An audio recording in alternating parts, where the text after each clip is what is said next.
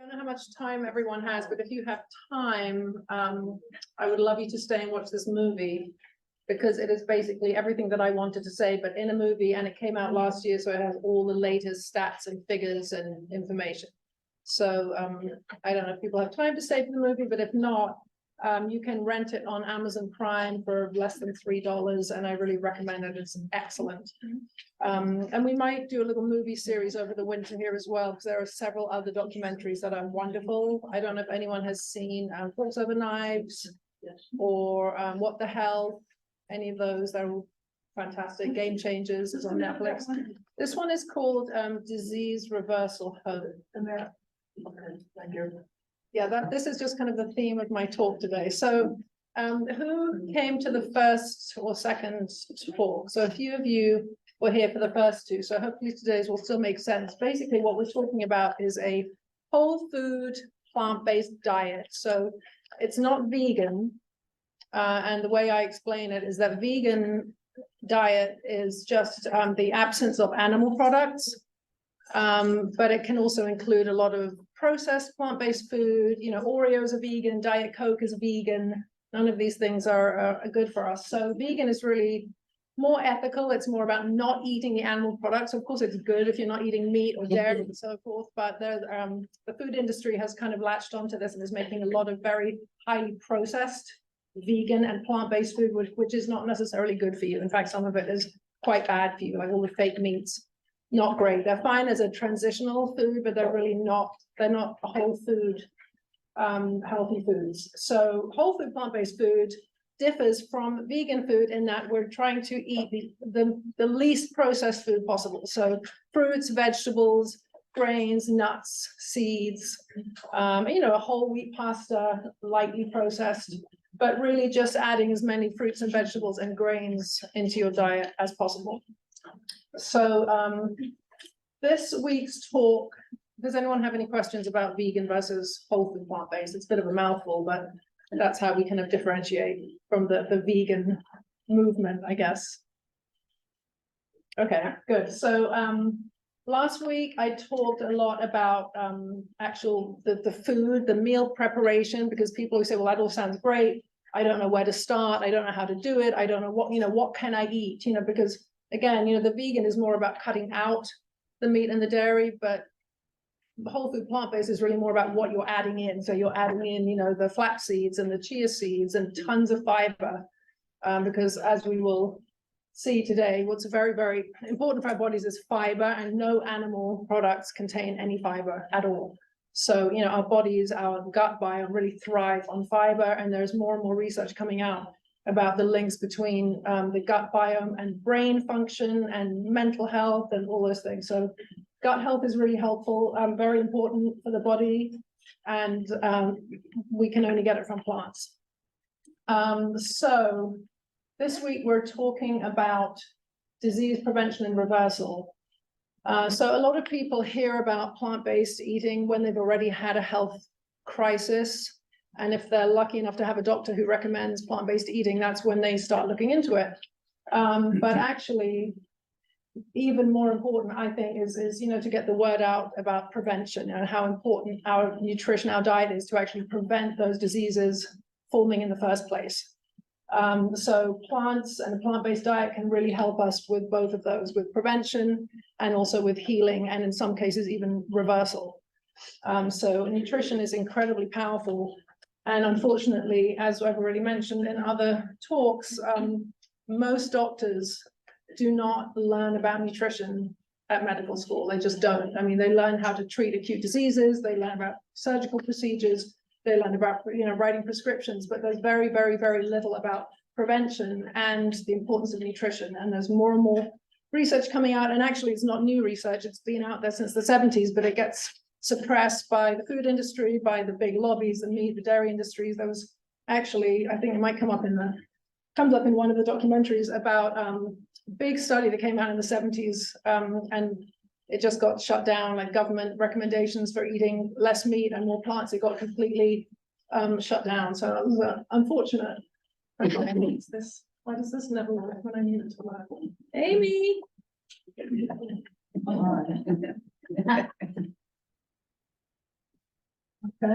The frozen screen never happens in this room, Never. unless there's a presentation. This is the second time it's happened. I'm hitting the arrow. I'm Do you want me hitting to the run arrow. down again? Do you mind? Thank you Not at so all. much. So basically, in a nutshell, we in this country specifically, or in the West in general, have been spending more and more and more billions, actually trillions of dollars every year on healthcare, and yet the nation's health is in decline.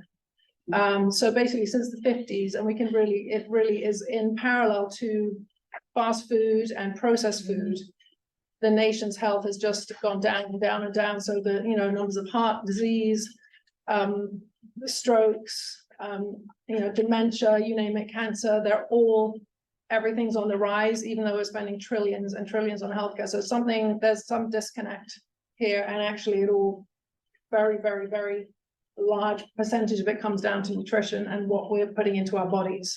So basically, the food industry, as I've mentioned in other talks, the food industry is all about profit. And sadly, the healthcare, or rather the sick care industry, is all about profit as well. So it's kind of up to us to learn about how we can take better care of our bodies and take control of our own health, because no one else is going to do it for us. Yes. Look, I'm pressing the arrow. Thank you. Oh, dear.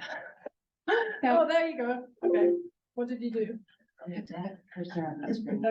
all right. Okay, so thank you, Amy. We spend trillions of dollars to cure diseases when the prevention of those diseases can be as simple as a change of diet. And it does sound really simple and too good to be true, but it's a fact. So a lot of people are following this diet and doing really well with it. And a lot of people have actually reversed chronic diseases by changing their diet. But of course, it requires quite a big commitment, especially if you've been eating what we call the standard American diet, or SAD. It is SAD. That is what it's referred to in all the literature. SAD, SAD. So I think the next slide is so powerful. If a picture could speak 1,000 words. So unfortunately, the state of our healthcare in the West, or in America, let's say, because this is where we are, is that people eat what they want, and then they get sick, and then they go see their doctor, and then their doctor prescribes pills and procedures. That's kind of how it generally works, unfortunately. And I don't know how many people in the room, there are statistics about how many pills people take every day, but most people are on some kind of medication, whether it's for cholesterol or blood pressure and so forth, because lifestyle change does take a little bit of effort and a commitment. And I decided to go plant-based 3.5 years ago, and then actually a year later I got diagnosed with breast cancer. So I wasn't waiting for like a health issue to come up. I had already made the change, but it's really just made me kind of double down on doing the research, doing my own reading, and making my own choices about how I want to go forward with it, what I'm putting into my body, what I'm not putting into my body. So it does require commitment, but there are so many amazing stories about people who have reversed diseases. One of them is this chap called Chris Walk. There's a website called Chris Beat Cancer, and he's got a beautiful book out now.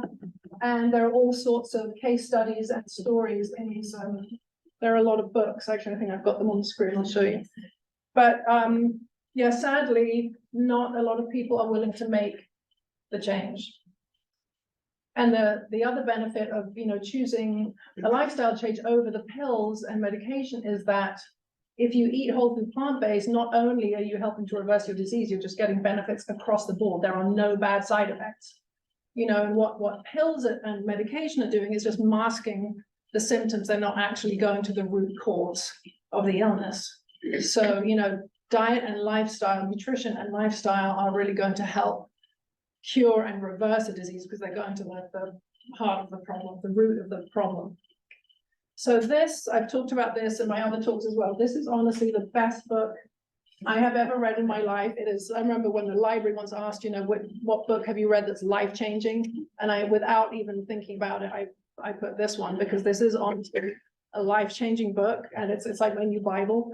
It is fantastic. I think I've read it 4 times. I keep going back to it. So this is Dr. Greger. He's kind of one of the founding fathers of the whole plant-based movement. He's quite a character.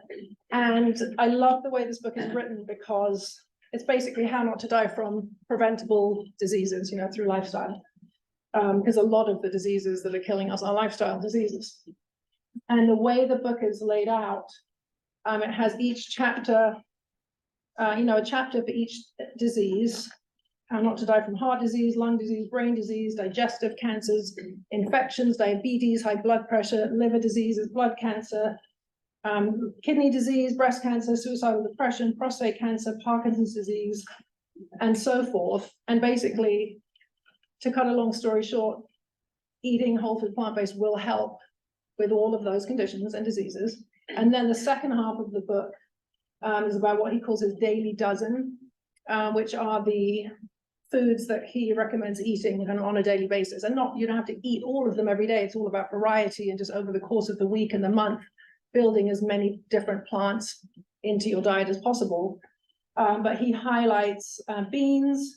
Legumes are phenomenal, especially for fiber and nutrients and protein. Lentils, especially good for women.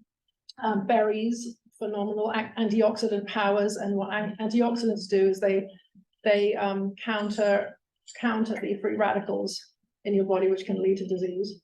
All other fruits, cruciferous vegetables are another kind of superstar of the nutrition world. So leafy greens and other greens, basically all green vegetables, sweet potatoes, all the starches, whole wheats, flax seeds are another kind of superfood, even though he doesn't like to use that word, but flax seeds have these amazing things called lignans, which are cancer fighting. Nuts and seeds, herbs and spices. I mean, I read this book and I always thought, I add these spices because it makes my food taste good. There are phenomenal health benefits to all the herbs and spices we kind of throw in our food. And, people have been eating these spices and herbs for millennia, and using them as medicine. So he goes through his daily dozen, and he also includes, hydration, beverages, and exercise in his daily dozen, because, it's not just about the food, even though it's very important. He also talks about, obviously drinking enough water. He's okay with a little bit of coffee, but, green tea has phenomenal benefits. And actually, I think I mentioned this last time, in Japan, they have figured out that the extremely low levels of breast cancer in Japan are due to mushrooms, green tea, and soy. So soy, yeah, I know it got a bad rap for a while, but soy actually, whole food soy, like edamame, actually has, it counteracts like the estrogen, like the dangerous kind of estrogen things going on in women's bodies, like, so basically helps prevent breast cancer and can also prevent recurrence of breast cancer. So I'm eating lots of edamame. I have a question. Are you talking about vegan soy? Doesn't it say vegan on the soy bottle? No. How would it not be vegan? I don't know, like regular, well, maybe because regular soy is so much salt. Well, you don't want GMO soy, so you don't want the kind of soy, extracts that are in, like the fake meat and all that. You want your whole food soy. So either there's soy milk at Trader Joe's, which is just soybeans and water, I believe, and then also edamame is the best because it has the fiber as well. But tofu is kind of lightly processed soy product. But edamame is my soy of choice. Okay, so this book, I buy it for so many people. I think it's just a wonderful, wonderful, wonderful book. And you can dip into it. You don't have to read it cover to cover. You can sort of choose the chapters you want to read, but I just keep referring back to it because it's funny. He's got a sense of humor. He has, he's great. He has an Instagram account. He has this, Dr. Greger, he has a website called nutritionfacts.org, which is all the latest scientific research about nutrition and food. There's no advertising. There's no corporate sponsorship. He doesn't make money from it. It's a nonprofit. It's just all the latest scientific research. He has podcasts, and he's just a great resource. Okay, so going kind of more into kind of disease, and here he's talking, about diabetes. So diabetes, there's another fantastic movie called From Food to Freedom, which talks about actually has, I think, 10 people who have type 2 diabetes. And they're put in an immersive program where they only eat whole food plant-based, and everyone comes off insulin in a matter of weeks. I think it's 10 days or 2 weeks. So type 2 diabetes can be completely reversed through diet. I think that's amazing. So what I never knew before I started kind of learning more about this is that, you know, diabetes, I always think of sugar and sugar levels, but actually it's the fat. It's too much fat in the blood, which messes with your insulin production and regulation. And it basically clogs up it's like a little, you know, little flap that allows the glucose to get into the muscle cells. The fat is what's blocking it. So then if the sugar can't get into the muscle cells, it circulates in the bloodstream. So the high levels of sugar in your blood, it's actually the result of, it's caused by the fat. They're kind of hand in hand. So it's amazing how, you know, reducing like saturated fat, which really only comes from animal, dairy, a little bit in coconut, but mostly from animal products.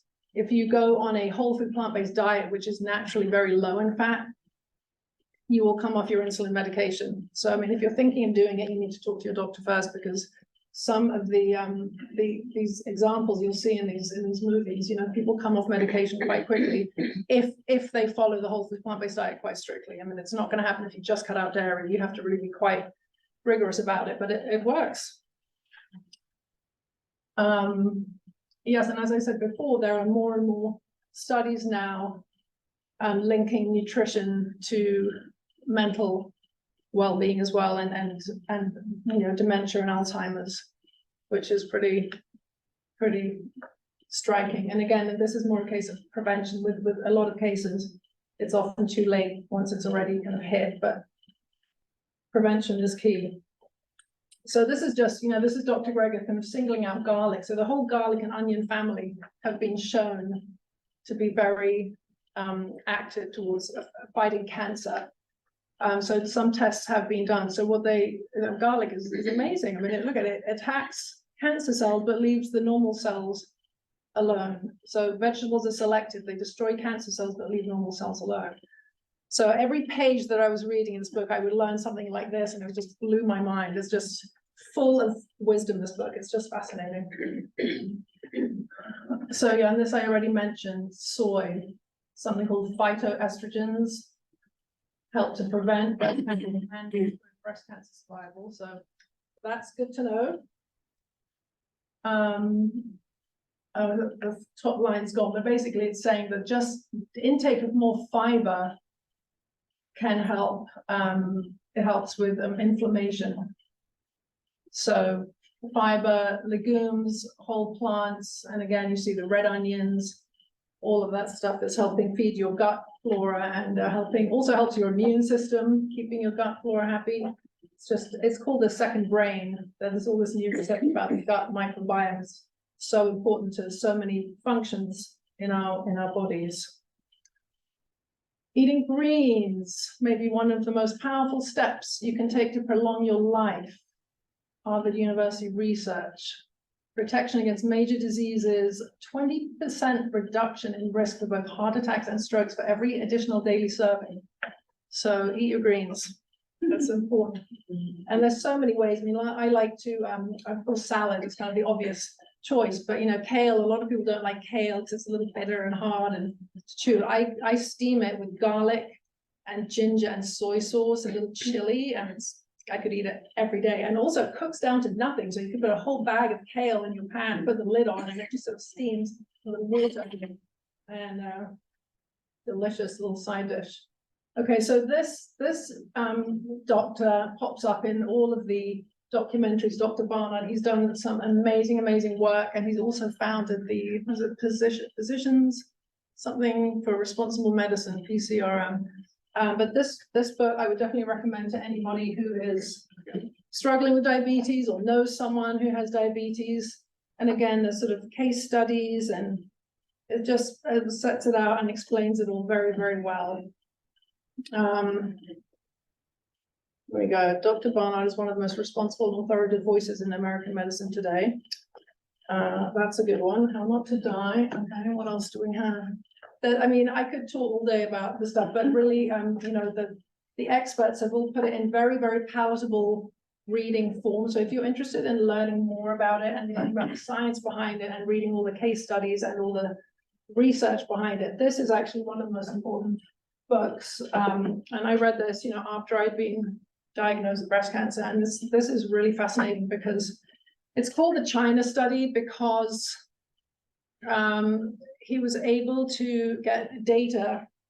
There was this huge study into disease in China.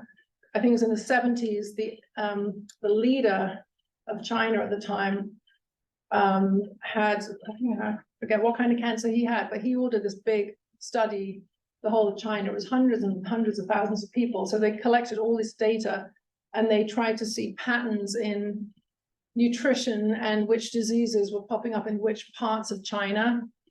And so from that, there was a lot of research into animal protein versus plant protein. And there are a lot of studies which show that casein, in particular, the protein in dairy, turns tumors on and off. So when they gave, you know, lab rats casein, the tumors would climb. And then when they took them off dairy, and it would literally go up and down as they gave casein dairy to these rats. So this is amazing. And the second half of the book, again, here there's a whole chapter on diabetes and all the lessons from the China research. And the reason he liked the China data was because these communities were very stable. They didn't move around a lot. You know, they stayed in one place, and so their diets weren't changing. And then, you know, in China, since, you know, the 80s or the 90s, since the introduction of more like American fast food, the numbers of obesity and heart disease have just gone up, you know, like crazy. So anyway, so this is a great book. I cannot recommend that one highly enough. And then this other doctor, these are kind of like the big names in the plant-based world, Dr. Esselstyn. He's a cardiologist and a heart surgeon, and with recipes as well thrown in for good. So a 20-year study. And his version of the diet is very, very strict, you know, like no salt. I mean, whole food plant-based, we try not to eat oil because oil is not considered a whole food. It's just the fat squeezed out of the olive or the sesame seed or whatever. But he's really very, very strict about nuts, I think, as well. But again, I mean, if you've had, I mean, my neighbor had a horrible heart attack and I gave him this book and we sat and watched Forks Over Knives. I mean, I personally I would prefer to try nutrition and lifestyle before I start taking 12 pills now. But of course, you know, you need to be on the medication after something like a heart attack, but there are ways of coming off that medication over time if you really want to give the diet a try. And this just made me laugh. So this is what, when my friend Kayla, she said, oh, I don't eat salad, because she was used to eating salad like stuff on the left. And then she started coming to my house and I would make salads that look like that. So yeah, I've just thrown in some pictures of the food, just for the people who weren't here last week. This is from the salad bar at Whole Foods, you know, because people say, oh, it's so hard to get healthy food when I'm out and about. Whole Foods in Hyannis have a phenomenal salad bar. Dawn and I go there very often when we're doing sales. Great salad bar. They also have a beautiful lentil, a vegan soup, which is delicious. Okay, so on the left, fruit, or when in doubt, I always eat fruit for dessert, but this was a birthday cake. My friend made me a vegan birthday cake on the weekend. No eggs, no dairy. She used some vegan butter and some sugar, so it's not healthy. So this is just kind of an example of, it's a vegan cake, but it's not exactly healthy because it has, you know, oily vegan butter and sugar, but it was fine for a treat.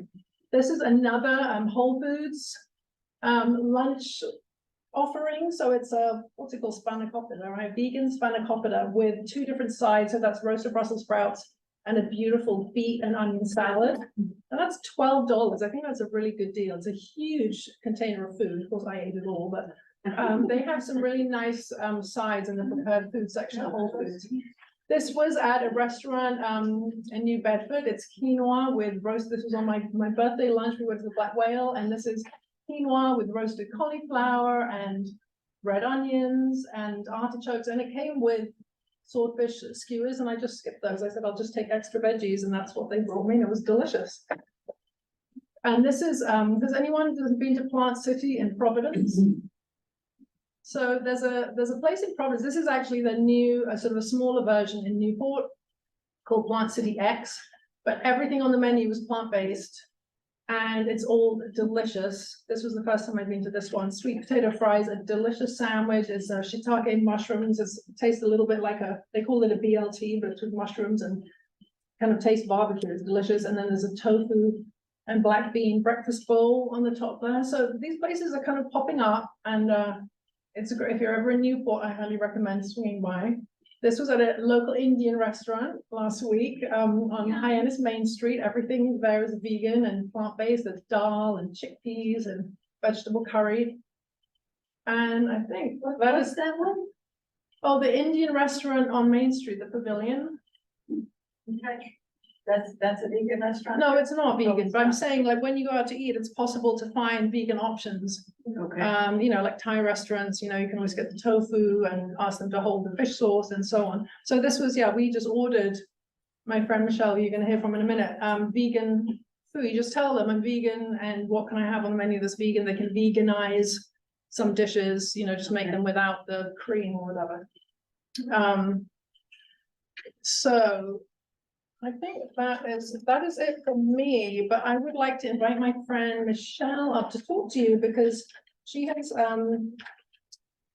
made some great improvements in her own life quite recently from switching to a plant-based diet. And I thought it would be nice to hear from a local who has who's living proof. I'm just gonna run down. Thank you. Good for it. Well, it's a pleasure to be here, and I hope I can be a little inspiration to you all. I turned 60 in December, and I decided I need to change my life. I was really sick. I was diagnosed in 2017 with ankylosing spondylitis, which is arthritis in your lower spine. I have generalized osteoarthritis, and I just found out I have osteopenia. So I also have lupus. I have everything, thyroid. I'm just a mess, but ever since I changed, I feel like I'm 16. So I love hanging out on it. So in February, I watched a movie called What the Health? And the next day I started changing. I mean, if you watch that movie, you're just going to be in shock. It sounds like what the heck, but it's what the hell. So so I was diagnosed and I went through 5 years of incredible pain. I actually ended up having a doctor that's a psychologist that helps people who have chronic pain, cancer, and he's helped me a lot just to deal with that pain every day. But so I started in February, I started eating, I also cut out gluten because gluten is wheat and that's will cause inflammation. Sugar too. Sugar's really sugar. Now I only put honey in my little bit of coffee. I drink green tea too, but so arthritis does cause a lot of inflammation. Yes. Is gluten all pastas and all breads and all potatoes? Not potatoes. Gluten is found in breads, pasta, not rice. No. There's There's also some great new pasta on the market now everywhere, any supermarket with made with chickpeas and lentils, and they have it at Trader Joe's, they have it at Stop and Shop stores everywhere. Yeah, if you want to go gluten-free, it's really It's easy. getting easier. I love, it's a company called Udi's, how do you say it? Udi's? They make bagels, and you put them in the freezer. Usually you keep it in the freezer and they're smaller. So I'll have peanut butter on it in the morning and I'll put blueberries and cranberries. Like Anke said, blueberries are great. So every time I prepare a meal, I think about what I'm preparing before I eat it. And a lot of times I make something, usually soup, and I take a picture and send it to Anke. And she's like, oh, yummy, that's awesome. And I'm an artist, so I like to make it look pretty. Yeah, it has to So look good. color is important to me, but one of the things that, yes, I just wanted to add, I think the gluten is wheat. yes, it's wheat, yeah. I have a brother-in-law, 62, 2 months ago diagnosed with diabetes, story now. He's Italian. He freaked, had a Oh, cultural yeah. meltdown about the doctor said no pasta, but he tried those, the chickpeas, and there was something else, I can't remember what it was, and lentils, and he said he's getting used to it, and it's not bad, but he was, and his mother's 96, she was very upset that she couldn't make the big meal. I'm not kidding, but it does work.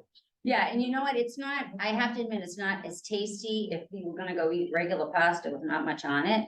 But you have to practice cooking it. I cook it a little bit longer. And then you know, once you put something on it, it doesn't really matter. It's the same texture. It just it tastes better. Like I came up with this thing the other night I call smash. And I got a kick out of it. So all I do is take cherry tomatoes and yellow tomatoes, cut them in half. Sliced mushrooms, like a whole thing of garlic, and I roast them. Roasted vegetables are great. You can do anything with them, and you can use it the next day. And then I took that out and I put spinach in it and I pureed it. So now it was like almost like a sauce, like a thick spaghetti sauce. But I cooked lentils and put lentils in because there's your protein, and then you got the spinach, there's your greens, and then you want, you know, like garlic is good for you. And so you have to think about everything you eat before you eat it. So it is a little bit of work, but once you get in the routine, like now, it's you know, I know what to eat, what not to eat. Right. So let me see. I wanted to make it short. So oh, so the other thing I did was when I was diagnosed, he tried me on many medications, and Anke talked about this. I tried all kinds of things. And then the last thing I was doing was IV therapy. And every 6 weeks, I was in so much pain and so inflamed. My fingers were like sausages. My face was inflamed. I couldn't get up in the morning. And so I said to myself, you know what, I just got to do something for myself. And that's when the health movie that's what gave me the push. And so I am disabled because I have ankylosing spondylitis, so I have time to do it. But I make a big soup on Sunday, and that gets me through the week for like lunch or a salad. And then I make bowls sometimes at night, which is like rice, and I try to use brown rice. Is that better than white rice? Yeah. I use brown rice and beans, and like last night I did the turmeric.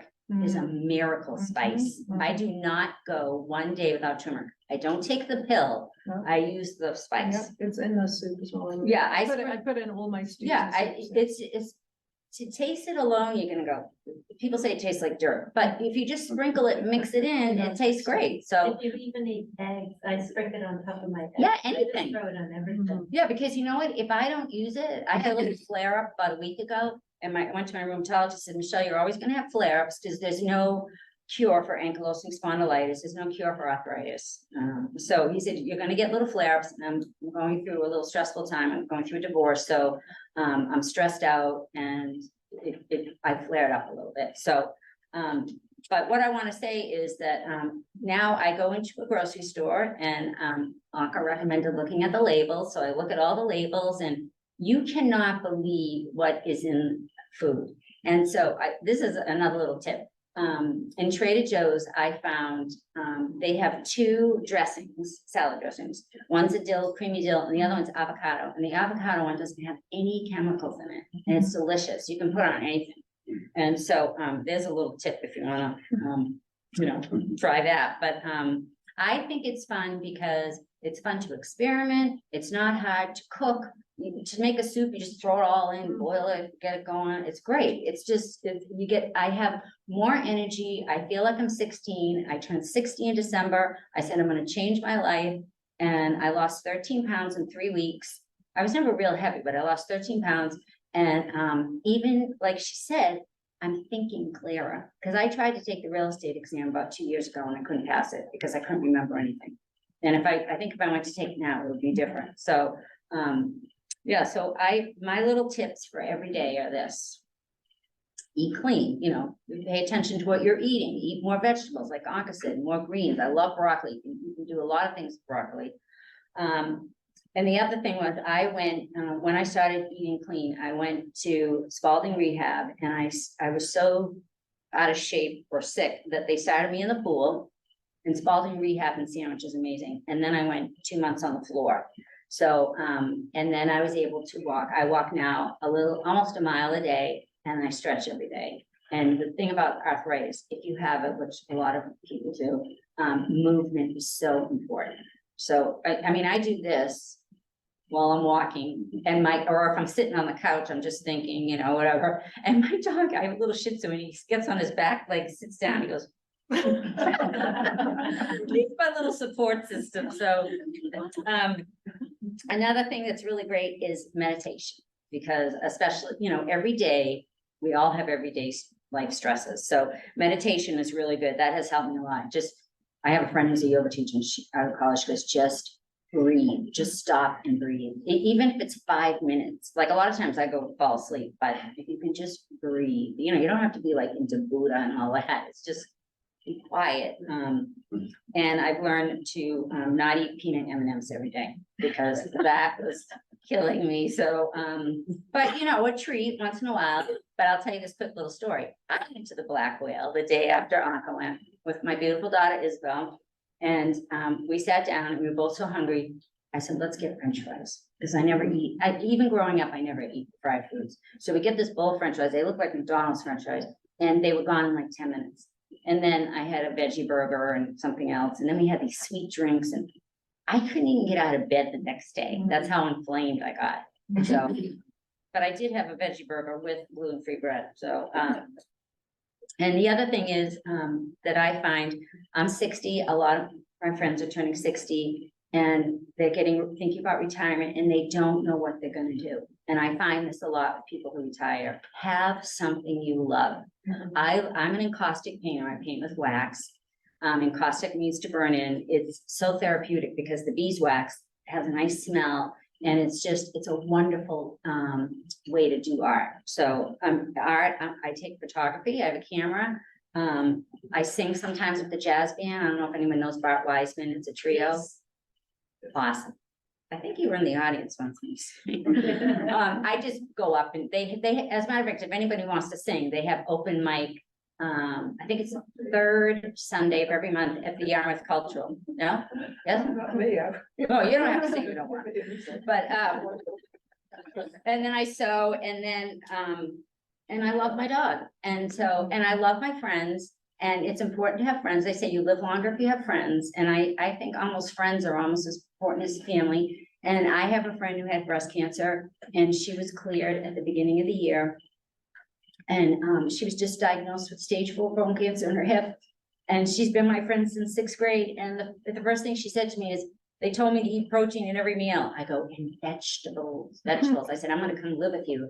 So we're waiting to hear about, you know, if it's any worse or anything. But if you want to feel better and not feel sludgy, then try it out. So that's my success. I do feel better. So probably for the first time in my life. So.